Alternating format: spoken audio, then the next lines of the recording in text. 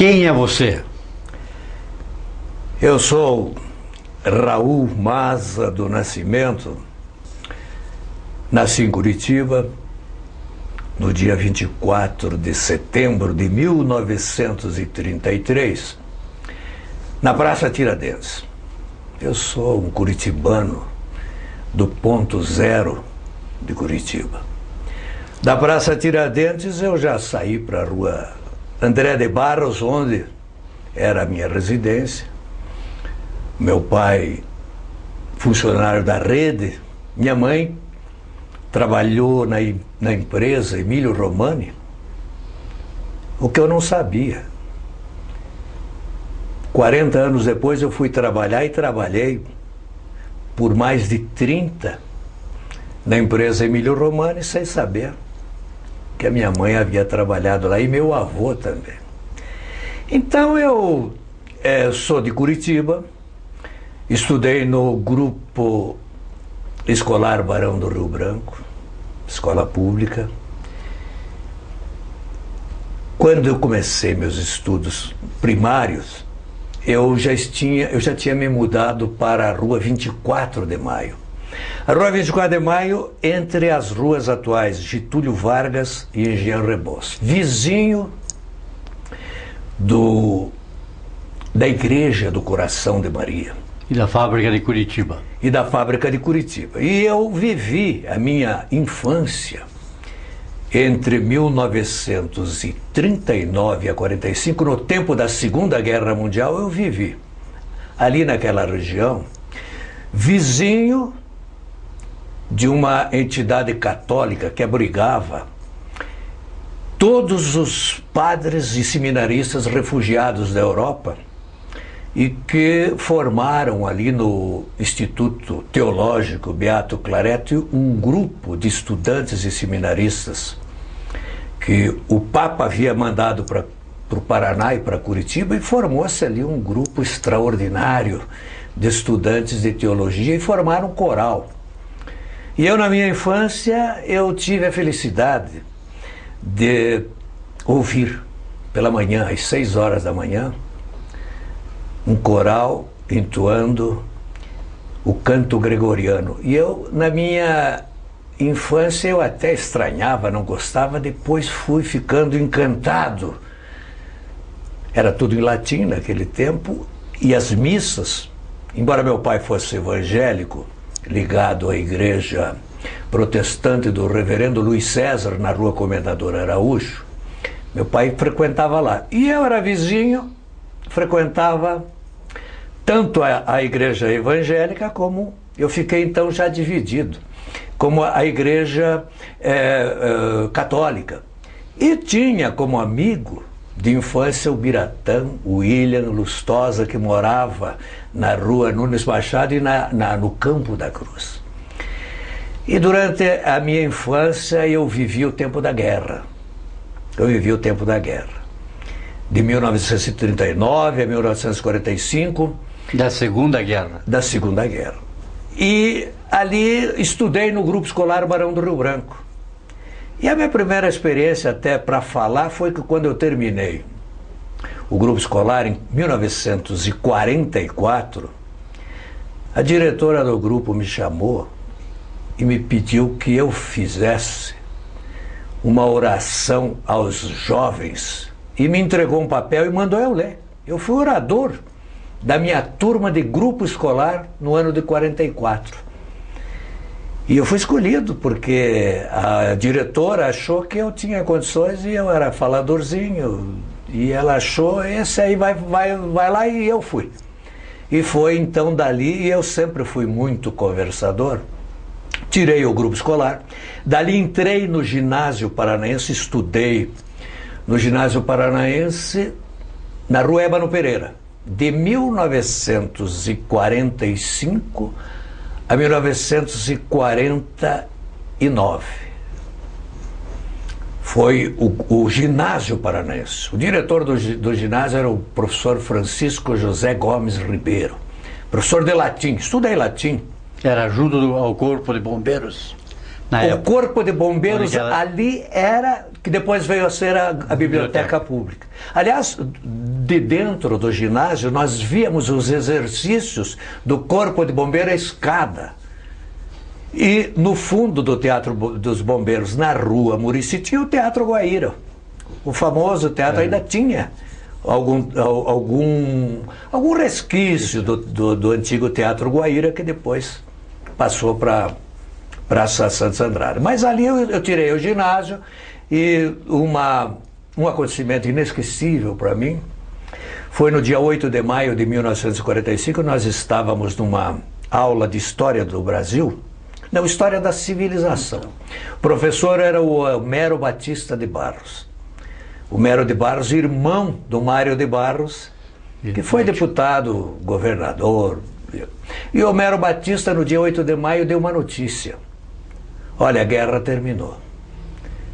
E houve a paralisação das aulas, surgiu uma bandeira nacional e nós descemos a rua Ébano Pereira em direção à Rua 15, com a bandeira brasileira hasteada e cantando o hino nacional, festejando o final da Segunda Guerra Mundial. Isso ficou na minha memória, é um fato que muitos colegas que são vivos ainda hoje, eu acredito que se lembrem. Depois eu tirei o ginásio, do ginásio, eu estudei no científico. Embora fosse, naquela época, tinha... Para direito, você tinha que fazer o clássico. Tinha que fazer o clássico, mas eu não fiz, porque eu não tinha certeza se ia fazer direito.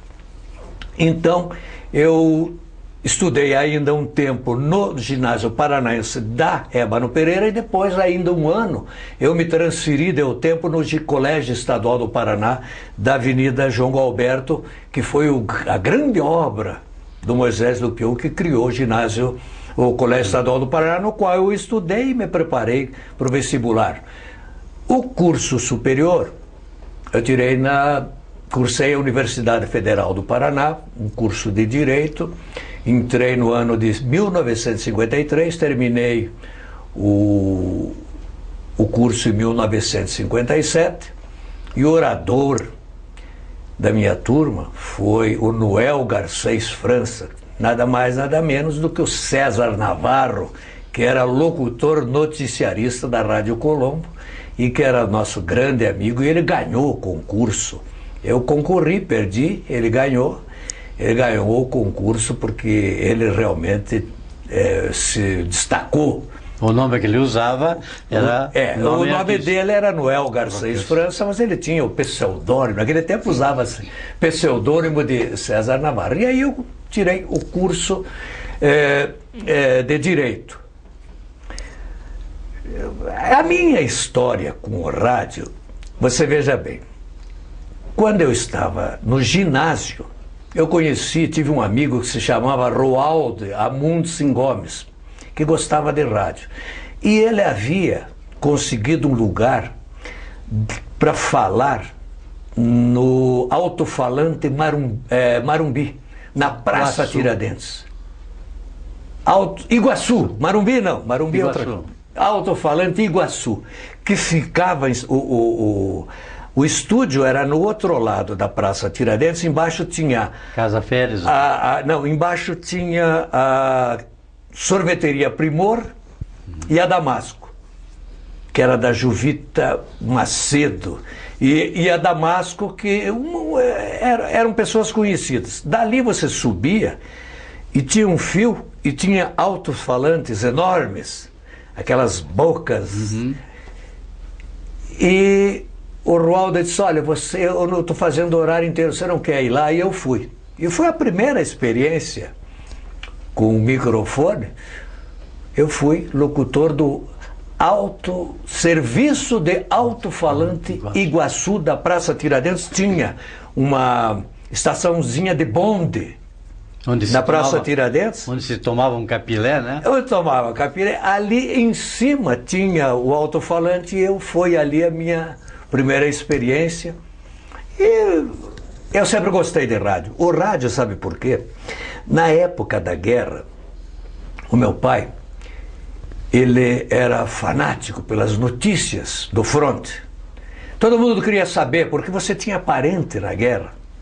Da minha família foram 3 no Corpo Expedicionário Brasileiro, e o meu pai trabalhava na rede, ele era ferroviário, e ele achou assim um rádio Emerson importado, de válvula. E o meu irmão mais velho, ele colocou em cima da nossa casa, na rua 24 de Maio, uma ripa aqui, outra ripa no fim, traçou um fio de cobre, ergueu uma antena e ele sintonizava a BBC de Londres. A BBC você pegava com som local. E a família inteira, às 8 horas da noite, se reunia em torno da mesa e nós ficávamos ouvindo as notícias. Os afundamentos dos navios brasileiros, o andamento das tropas, a chegada dos brasileiros em Nápoles e a tomada de Monte Castelo, tudo aquilo ficou muito vivo. Vê a força do rádio, hein? Aliás, o rádio era a única fonte de informação e durante o dia eu sintonizava para minha mãe a Rádio Nacional do Rio de Janeiro. Com as novelas. A minha mãe ia trabalhar, ia fazer as coisas, eu ouvia as novelas para ela e contava. O que houve? Então, eu conhecia os atores de novela, Nélio Pinheiro, Rodolfo Maier, eu conhecia todos, era Domício Costa, e uma série de galãs, Nélio Pinheiro, Isis de Oliveira, Ismênia dos Santos, Deise Lúcide. Todo esse pessoal que trabalhava na Rádio Nacional eu acompanhava. E eu ficava corujando a Rádio Nacional. Tinha um locutor daqui do Paraná, o Reinaldo Costa. Era maravilhoso. E o meu sonho era imitar ele. E a Rádio Nacional viveu na década de 40 e 50 uma fase de ouro. E o rádio em Curitiba, nós tínhamos a Rádio Clube, mas nós conseguimos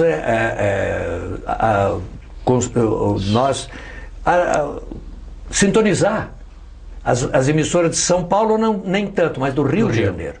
Rádio Nacional, Rádio Tupi, Rádio Mairique Veiga, Rádio Roquete Tamoio. Pinto, Rádio Tamoio, que era do Chacrinha. Então, as programações da Rádio Nacional eram ao vivo. Os cantores se apresentavam ao vivo. 10 horas da manhã você escutava uma audição agora com Gilberto Alves, com Ciro Monteiro, com Orlando Silva. Os grandes astros da Rádio Nacional, eles se apresentavam em programas especiais aos domingos. O Francisco Alves, por exemplo, era domingo, meio-dia. Quando os ponteiros dos relógios se encontram, você se encontra com o rei da voz. E ele entrava e o Brasil inteiro parava para ouvir uma audição do Francisco Alves. E tinha Carlos Galhardo, Orlando Silva. Eu gostava muito de Orlando Silva e, acima de tudo, daquele que me ensinou quase todas as músicas de Seresta, que é o Vicente Celestino. Dalva de Oliveira, Erivelto Martins. E tinha aquela riqueza de arte popular. Tinha o Repórter S. Que era o noticiário, tinha as novelas, tinha programa cultural, tinha tudo. Então foi uma escola fantástica e trazia para nós. E aí eu estava assim acompanhando sempre o rádio, e em Curitiba eu queria achar um jeito de entrar, e eu me dava muito bem com o Machado Neto, Quintiliano Machado Neto. O Machado Neto era um locutor esportivo da Marumbi, né? Da Rádio Marumbi. E a Rádio Marumbi, o gerente era o Biratã Lustosa, o proprietário Tobias de Macedo. A sede da Marumbi, no ano de 54, era ainda na Travessa Marumbi. Talvez seja esse o motivo de ter usado o nome. Em frente, na Travessa Marumbi, em frente à sede da Rádio Marumbi, tinha a Companhia Telefônica. Acho que ainda é a Companhia Telefônica. E do outro lado, era bem estreitinha, a Travessa Marumbi era uma viela. Era uma viela. E ali o Bira trabalhava naquele setor, eu me lembro de um locutor que trabalhou ali, era o Júlio Xavier Viana, me lembro do Júlio Xavier Viana, o Mebade Ferrante, Nicolau Nader, Nicolau Nader, mas esse pessoal eu conhecia assim à distância. E daí aconteceu o seguinte: o rádio naquela época, o rádio era uma coisa fantástica. Ele transmitia e eu ouvia à noite, eu estava estudando direito, e eu ouvia à noite a Rádio Globo do Rio de Janeiro. E ela transmitia o resumo parlamentar de todos os discursos dos deputados da Câmara, era no Rio de Janeiro, da Câmara Federal. Então, como na faculdade de Direito não existia faculdade de jornalismo, não existia faculdade de jornalismo, então o que acontecia? Quem precisasse tirar um curso de Direito tinha que saber falar. E você, para saber falar, o rádio era uma escola maravilhosa. Então, todos os acadêmicos de Direito, e Curitiba foi riquíssima nisso. Hélio Naresi, o Luiz Geraldo Maza, todos os... Milton Luiz Pereira. Milton Luiz Pereira, que era o repórter prosdóximo. Equivalente ao repórter Exo Nacional. Nacional. Com uma correção também espetacular. Maravilhosa. E se tornou um grande ministro. Isso, e o próprio Noel Garcês França, esse pessoal todo do setor acadêmico é que fornecia mão de obra para o rádio. O Ivan Xavier Viana, o Edumar Pires, o Neide Mello Almada, toda essa gente era... e acima de tudo, aquele que era considerado o melhor orador de Curitiba na área acadêmica, que era o Carlos Alberto Moro. Carlos Alberto Moro. Então, o Alcides Munhoz Neto, o Herrera Filho, o Alcides, o próprio Herrera, que era um bom locutor. E esse pessoal todo da faculdade. E tinha um amigão que gostava disso aí, e que estava sempre com a gente, que era o Frischmann, o Maurício Frischmann. Patrocinava. Então, em Curitiba existia um grupo, e acima de tudo, tinham dois empresários que adoravam rádio, que era o Najib Bichedi, sem dúvida nenhuma. Esse, indiscutivelmente, foi o que teve, assim, uma liderança. O Najib Bichedi era um empresário que adorava, e tinha um da Rádio Cultura, não sei se era Billy Osman. A Billy Osman, que eram empresários, que gostavam mesmo do ramo. Mas, como eu ia dizendo, em 1954, a gente ouvia muito os debates parlamentares. E tinha acontecido o seguinte: na área política, foi uma fase em que o Carlos Lacerda, no Rio de Janeiro, mobilizou toda a área política de oposição a Getúlio Vargas. Ele queria derrubar o Getúlio Vargas. E havia uma briga política, porque o Getúlio tinha sido ditador. Em 1946, o Exército depôs o Getúlio. Aí houve a eleição, ganhou o Marechal Dutra. Aí o Dutra, depois do Dutra, veio o Getúlio e ganhou a eleição. Aí ele ganhou, foi eleito o presidente do Brasil no voto. Mas a UDN nunca se conformou com a vitória do Getúlio. E o Carlos Lacerda, que era da União Democrática Nacional, que era o Clube da Lanterna, Eterna Vigilância, eles não se conformaram com o Getúlio e queriam derrubar o Getúlio porque havia o Carlos Lacerda, além de ser um fantástico orador, um tribuno inigualável, ele era o homem... naquele tempo havia ideologia, direita e esquerda. Ele era o homem da direita. O Getúlio não era esquerda. O Getúlio era centro, mas usava os trabalhadores assim para sustentação política. Mas ele não era um homem de esquerda, nunca foi. Mas o Lacerda queria derrubar o Getúlio. E aí houve o atentado ao Major Vaz. O Carlos Lacerda tinha a segurança da aeronáutica, porque o pessoal do Palácio do Catete queria matar o Carlos Lacerda, tentou matar o Carlos Lacerda, acabou matando o Major Vaz. O Lacerda levou um tiro, e aí O Gregório, que estava dentro do Fortunato. Palácio do Catete, que era o segurança do Getúlio, foi preso. O Getúlio suicidou-se e houve a transformação política no Brasil com a morte do Getúlio Vargas, dia 24 de agosto de 54. Nesse dia, o Machado Neto saiu pelas ruas de Curitiba com um microfone. E a cidade parou. Morreu o presidente, suicidou-se o presidente. Então, aí, o Biratã, eu já tinha feito um teste. Eu tinha feito um teste na Rádio Marumbi, e o Biratã chamou e disse, olha, vamos trabalhar.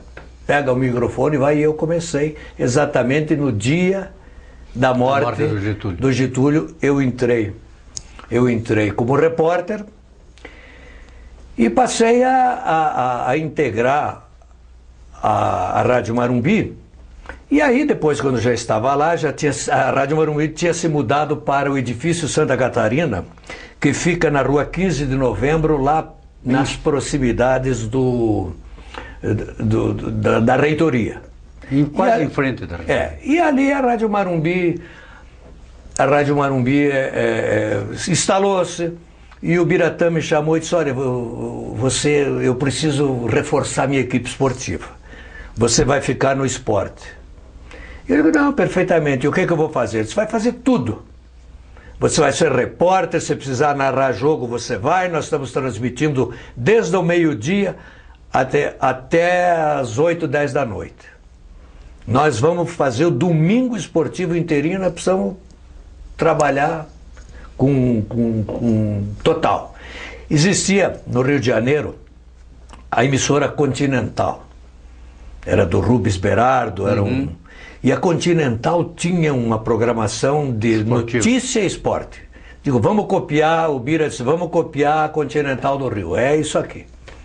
E nós fomos. E comigo, e acima de mim, estava o Willy Gonzer. O Willy Gonzer, que já era locutor comercial. Aí ele disse, o sonho do Willy era ser narrador esportivo. E o Willy foi aproveitado com amplo sucesso. E a equipe esportiva da Rádio Marumbi era o Carlos Alberto Moura, era o diretor. O técnico que cuidava de tudo era o Osni Bermudes. Responsável era o Osni Bermudes. E a equipe era o Carlos Alberto Moura, o Machado Neto e o Dácio Leonel de Quadros. Dácio Leonel, que viria depois a ser deputado, muitos anos, e ele era um narrador, da cidade de Castro. Ele era. Tinha também o Dino Brassac.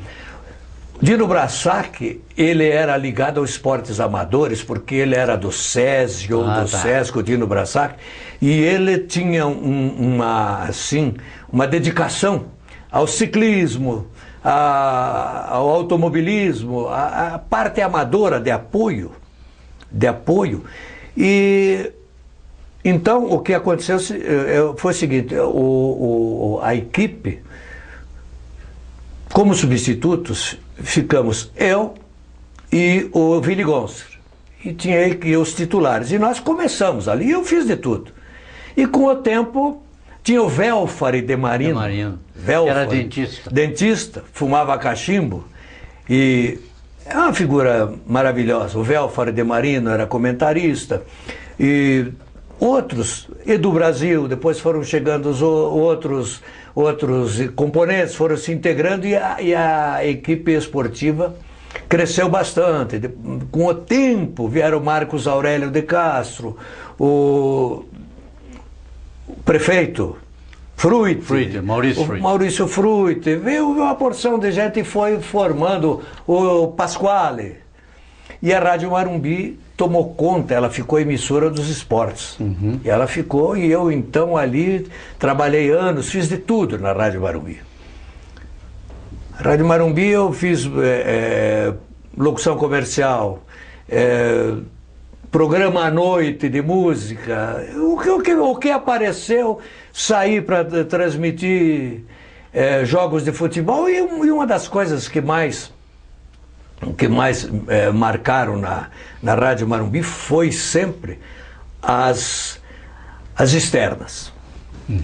E você veja o seguinte, eu há instantes atrás mostrei para você uma fotografia em que eu estou acompanhando o ex-governador, ex-ministro, ex-deputado federal, uma das figuras mais fantásticas da história paranaense, que é o Bento Munhoz da Rocha Neto. Eu tenho uma fotografia junto com ele, porque quando morreu Getúlio e o Café Filho assumiu, ele foi ser ministro. E como ministro ele se despediu. Ele saiu do governo, se despediu e não foi ninguém. Eu fui sozinho. E eu entrevistei e gravei uma matéria com o Bento Munhoz da Rocha. Isso já no começo da minha carreira. Depois fiz outras com o Lupion, com o Juscelino, essas coisas. Mas naquele tempo não tinha repercussão, porque você ia, não tinha jornal. Você foi, fez. Ninguém mais vai saber. Se alguém fotografou, fotografou. Porque naquele tempo não tinha a cobertura que tem hoje. E o rádio em Curitiba, na área acadêmica, universitária, ele foi assim, teve figuras do meu tempo, históricas. Na área, eu posso dizer que a época de ouro do rádio de Curitiba foi a década de 50, 60. No setor de novela, nós tivemos os maiores, Ari Fontoura, Ivo Ferro, o Delair Rodrigues, Edson Dávila, Delcy Dávila, Cordeiro Júnior, todos os grandes artistas. E esse, me foge o nome desse principal galã que nós temos, que foi inclusive Simval Martins. Não podia esquecer o Simval. Então, Chacon. Então, na área da telenovela, que era feita ao vivo, o rádio era uma maravilha. Na parte artística, o rádio paranaense, você tinha a soprano, Claudete Rufino, ela se apresentava ao vivo. Vivo. Estelinha Egger, a Claudete Rufino e Humberto Lavalle. Eles se apresentavam com maestros. Maestro Antonello. O Antonello, o Boquino. O Boquino. Nós tínhamos maestros que iam e levavam artistas, cantores líricos, música lírica você tinha ao vivo. Uhum. E quem apresentava isso muitas vezes o Aloysio Finzetto, e uma série de outros grandes apresentadores que nós tínhamos. Na parte do lazer, os programas de auditório do rádio paranaense foram extraordinários. O Souza Moreno parava a cidade no Cine Arlequim. Ele tinha o Cineac Rádio domingo pela manhã. O Mário Vendramel fazia a cidade parar. Na época do carnaval, o próprio Aloysio Finzetto fazia o carnaval na Taba. Fechava a Rua Barão do Rio Branco. Na Rádio Guairacá. Na Guairacá. Já estou na Rádio Guairacá. Já estou assim, dentro dos vários setores do que era o rádio. A riqueza de valores, de gente que trabalhou no rádio, na área artística, na área cultural, da informação, então, do noticiário. Nós tínhamos aí, como bem lembrado, o Milton Luiz Pereira, e naquele tempo... Alcides Vasconcelos, todo esse pessoal, a gente cita nome, comete uma injustiça Deixa algum. Eu lamento profundamente, mas... E na minha área, você veja, tinha o Comar Rocha Braga, o Denizar Ribas de Carvalho, João Feder, Cândido Gomes Chagas, Paulo Avelar, Stengel Guimarães, Boris Muzialowski. E você tinha Aloar Ribeiro, Marcos Aurélio de Castro, Ayrton Cordeiro, Maurício Fruit. Então, Baiardo Austin. Rinaldo Cunha. inclusive comprou, adquiriu do Tobias de Macedo, da Rádio Marumbi, montou equipes. Então, a riqueza do rádio, em todos os setores, em todos os segmentos, ao vivo, foi a fase de ouro em que não se podia, não havia televisão. Até 1960 não tinha televisão. Nas transmissões em 1960, por exemplo, na Copa de 58, olha o trabalho do rádio na Copa de 58. O Brasil inteiro, aqui em Curitiba, nós fizemos retransmissão, porque não tínhamos gente para mandar ainda, nem linha. Você não tinha linha física para pegar uma linha para fazer uma transmissão de um jogo. Mesmo local. Da Suécia. Mas o trabalho do rádio, o Brasil inteiro acompanhou a Copa do Mundo pelo rádio. Sem dúvida, a Copa de 58 foi um marco fantástico na história do rádio brasileiro. A de 62 é a mesma coisa no Chile. Já tinha alguma coisa feita, mas não no Brasil. O Brasil não estava ainda integrado na rede de televisão, foi puramente rádio.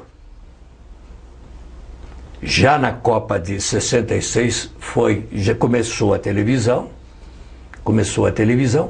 mas aí, em 66, quando os clubes do Paraná começaram a fazer viagens e sair para o exterior, e já quando foi em 1970, porque em 68 aconteceu, em 1968 aconteceu em Curitiba a revolução do futebol. Foi quando porque o Campeonato Paranaense era assim. O Campeonato Paranaense até 1960 era Sul contra o Norte. Nós não tínhamos integração, porque nós tínhamos conversado com Milani, nós temos aqui Curitiba, Atlético, Ferroviário. Nós temos o Britânia, Palestra, Água Verde, Juventus, o pessoal do Paranaguá, Ponta Grossa, Monte Alegre, que foi campeão, Jacarezinho. Nós temos a nossa turma aqui. Mas o pessoal do Norte, eles têm Londrina, Maringá, Pucarana, Paranavaí, Bandeirantes, eles estão fortes. Vamos misturar, pegar 6 de lá, 6 daqui, e fazer um belíssimo de um campeonato. E ele disse, não dá, vamos esperar construir a Estrada do Café. E 60, talvez tenha sido 61, 62, construíram a Estrada do Café ligando Curitiba a Londrina. E aí criou-se o Campeonato Paranaense Integrado. 6 clubes do Norte e 6 clubes do Sul. Foi um sucesso extraordinário e as emissoras de rádio passaram. E aí o Richard construiu o estádio em Londrina, estádio do Café, estádio Willie Davis. Houve assim um desenvolvimento fantástico do futebol do Paraná. O Estádio Olímpico de Cascavel e tal, e as fusões. E em 1967, o Atlético caiu para a segunda. Você vê que era tão forte, ficou tão forte o futebol do Paraná, que em 1967, o Atlético, entre 12 clubes, chegou em último lugar. E foi rebaixado para a segunda divisão do futebol do Paraná. O presidente do Atlético era o Luiz Gonzaga da Mota Ribeiro. O Luiz Gonzaga da Mota Ribeiro ficou assim decepcionado, desapontado, e ia aceitar o rebaixamento. Mas aí surgiu uma figura inesperada na vida do Atlético e na vida do futebol do Paraná, que foi Jofre Cabral e Silva. O Jofre, em 1949, ele havia criado o Furacão. Campeão invicto, viagem ao exterior invicta, era o Atlético do Furacão, tinha sido um assombro. E o Jofre foi o condutor daquele Furacão de 49. E ele trouxe uma renovação. Ele começou a lançar dentro do futebol os sorteios, os bingos. E com isso, o financiamento do futebol através da loteria esportiva. No Curitiba, quem tinha começado com isso era o Arion Cornelsen, com a ajuda do Najib Shed. Que era quem era a carta patente para poder, porque só podia fazer sorteio com carta patente. Então, o Curitiba explodiu. Em 1956, eu fiz a última transmissão que o Curitiba foi campeão no antigo Belfort Duarte, que foi derrubado. E o doutor Najib me disse, vá lá na sede do Curitiba fazer uma festa que estava a Maísa e o Calbi Peixoto. E eu apresentei os dois. A Maísa e o Calbi que vieram na festa do Curitiba. Nessa época você já estava na Rádio Emissora Paraná. Aí eu já tinha saído, porque eu trabalhei na Marumbi, muitos anos na Independência, na Clube, na Guaracá, na Colombo, eu fiz um circuito, e eu não tenho, assim, cronologicamente uma ideia, mas eu estava na Rádio Emissora, já tinha ido na Curitibana e Emissora. E aí fiz essa transmissão e houve essa revolução do Joffre. E o Atlético contratou Bellini, Djalma Santos, e contratou campeões do mundo, e aquele time que tinha sido rebaixado sumiu. E o Joffre deu uma vida nova. O Curitiba imediatamente contratou Berdan, jogadores de primeiríssima qualidade, e o futebol do Paraná, desde 1968, ele subiu. Subiu e foi assim extraordinário, a ponto tal que em 1970 aí eu tinha ido para a televisão. Já tinha passado em 1970 com a modificação do sistema de telecomunicações no país, foi criada a Embratel. Para você ter ideia do que era, de como é que nós trabalhávamos, você sabe disso, como é que nós trabalhávamos no rádio. Por exemplo, uma vez eu fui com o Virigoso, nós fomos transmitir uma partida em Florianópolis, Paraná versus Santa Catarina, era o jogo de seleção. O pedido de linha foi feito um dia antes, a linha era física, a radional, ela ia daqui de Florianópolis até o Rio, de Rio a Recife, depois no retorno que você... Era cabo submarino. Cabo submarino.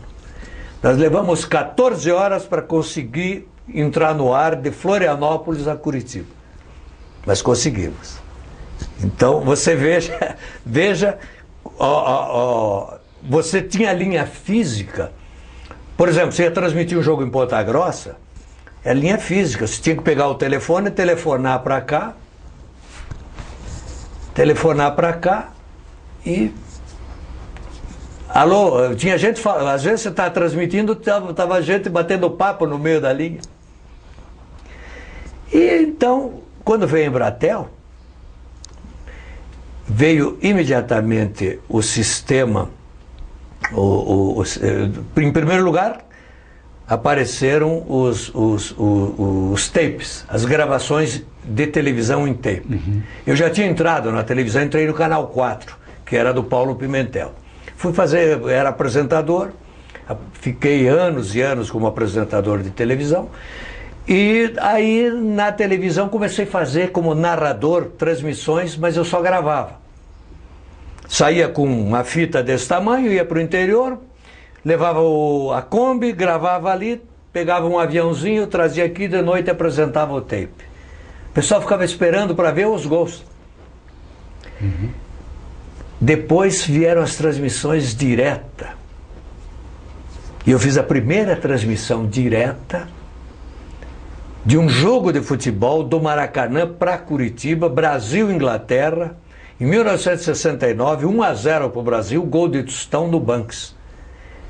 Que o Brasil daí iria para a Copa de 70, no México, e se tornaria campeão.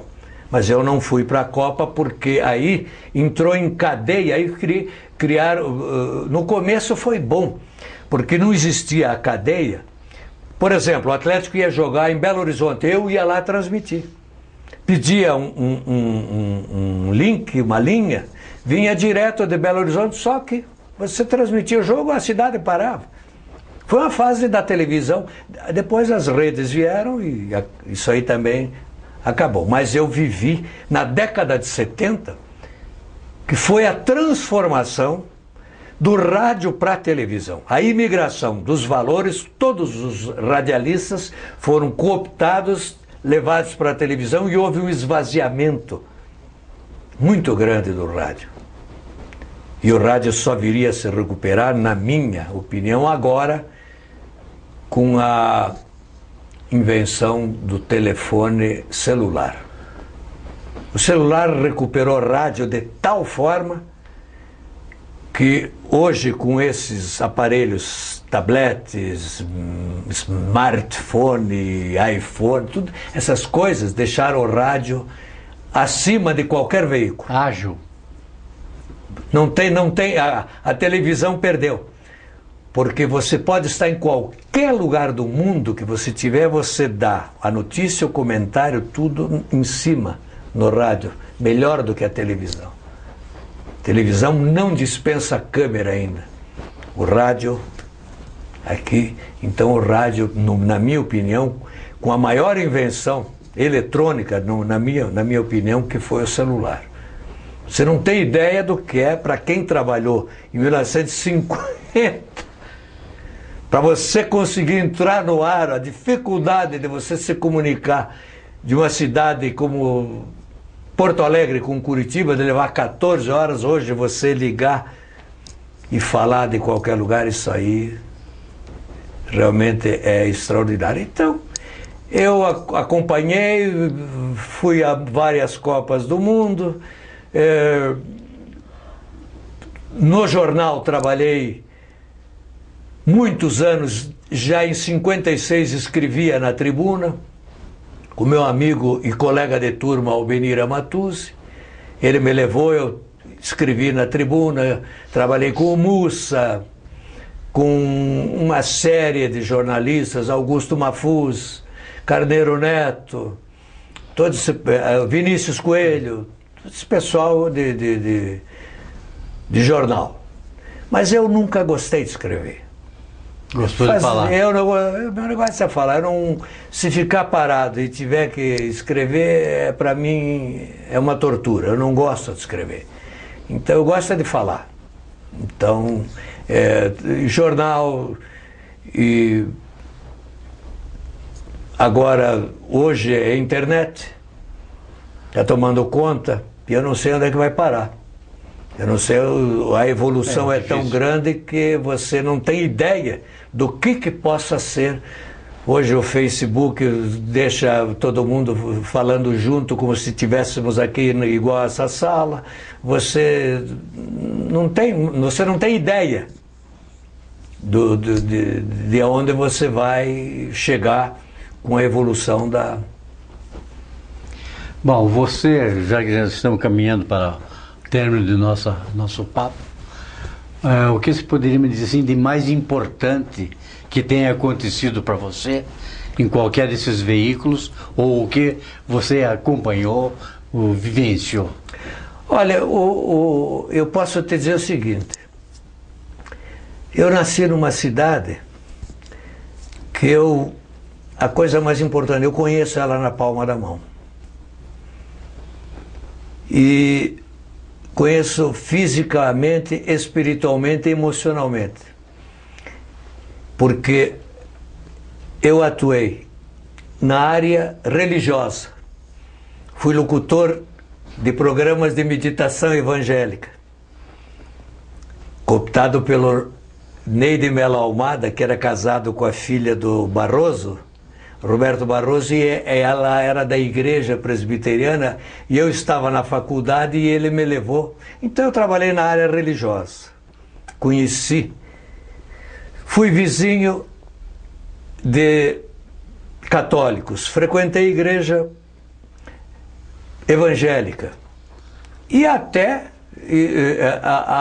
Umbanda, todas as religiões a serviço. Eu fui em todos os cultos, conheço todos.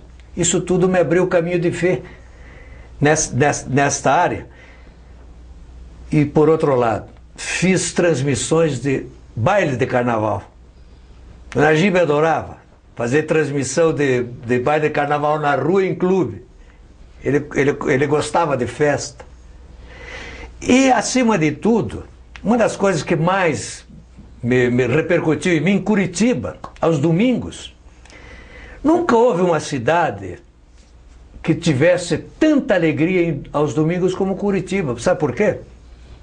Porque Curitiba, ela tinha o futebol amador, primeira, segunda, terceira divisão. E a alegria do povo de Curitiba, tinha campeonato do SESI, do SESC, dos clubes, tudo que é lugar tinha futebol. E a cidade tinha campos abertos em todos os bairros. Então o que era Curitiba aos domingos? Era jogo de futebol, festival, churrasco, festa, música, o dia inteiro em toda a cidade. A cidade era uma festa. E eu me lembro do Kramer, o Kramer, que foi plantão, ele pegava o resultado de todos esses campeonatos e formou o plantão mais rico em informações da história do rádio brasileiro. Então você saía, por exemplo, aqui da tua casa, você vai do centro da cidade, você ia em frente ao campo do Atlético, ali tinha jogo. Você andava mais para frente, tinha o campo do Ipiranga, tinha jogo, o campo do Belmonte tinha jogo, o campo do Tebé. E por aí afora, você ia para Vila Pinto, para o Cajuru, tinha jogo em todos, não tinha um lugar que não tivesse um jogo, a cidade fervilhava. E eu participava de tudo isso. E eu sou uma pessoa que passei 30 anos da minha vida, quarta, sábado e domingo, só em campo de futebol. Então isso, a cidade de Curitiba, para mim, se integrou de uma forma tal, porque eu conheci, e a parte educacional, só a escola pública, o ginásio, a faculdade, as Olimpíadas, os Jogos Universitários, tudo isso eu participei. Não só dentro da imprensa, como em todos os acontecimentos sociais da cidade, eleição e acima de tudo, acompanhei todas as eleições no tempo que um presidente de sessão era o José Alves Teixeira. E ele dizia assim, vem aqui, fique de olho aí, vamos fiscalizar esse pessoal. No tempo que o eleitor levava a cédula na mão e punha no envelope e punha dentro da urna. E a contagem de votos era feita com toda a torcida em cima, uma a uma, ali como se faz em eleição de clube. Então essa vida política, essa vida jurídica também, os grandes júris e os grandes julgamentos, então tudo, em todos os setores, eu meti o nariz. E acima de tudo, nas festas, festa de formatura, festa de tudo. Então, como eu praticamente participei de tudo que aconteceu, essa foi a minha maior compensação, porque eu posso te dizer o seguinte, eu vivi essa cidade. Para complementar, você tem filhos na atividade?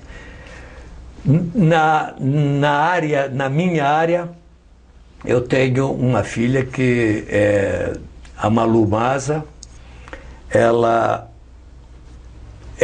Eu prefiro falar só com relação ao trabalho dela, porque ela é do nosso setor. Os outros estão, cada um na sua, eles gostam muito, mas aqui